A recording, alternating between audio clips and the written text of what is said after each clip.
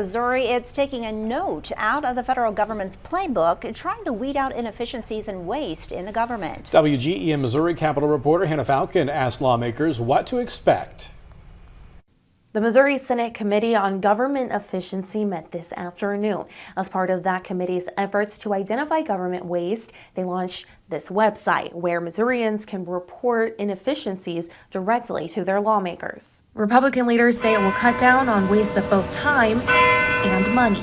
And of course, we are extremely concerned about making sure that taxpayer dollars are being spent wisely. Is there anything right now that you see that you think is an inefficiency, or is this just precautionary to see if there are inefficiencies? So I think the answer to that is both of those things are true. We all have different answers on what the exact inefficiencies are.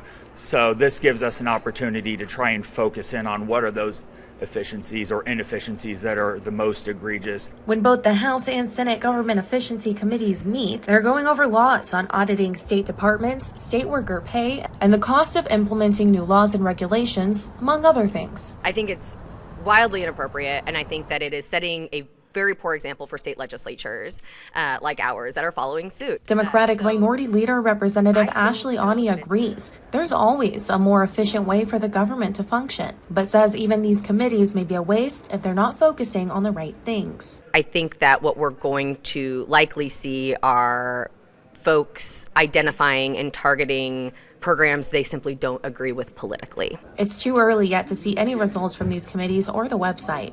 The committees are meeting every week. The House Government Efficiency Committee meets tomorrow. Reporting in Jefferson City, I'm Hannah Falcon, WGEM News.